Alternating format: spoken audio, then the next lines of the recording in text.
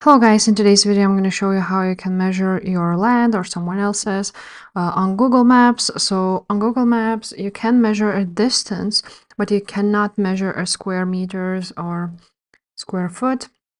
So as you can see, once you are in your place and click on measure, you can add a point and you have the meters, but once you try to close this land, you cannot do that, as you can see, and you don't get enough information. So what you need to do is go ahead to Google Earth, download it on your App Store or Google Play Store, and after that, you can actually go ahead to click measure here and choose a starting point. So for example, let's start here at a point.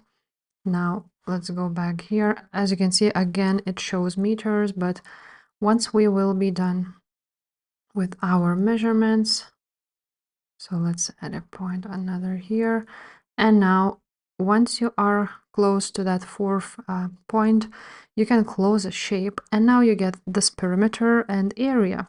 You can change it to square kilometers, hectares, square feet, and so on and so forth. So yeah, guys, if this video was helpful, please leave a like, subscribe to this channel, and I will see you next time. Bye.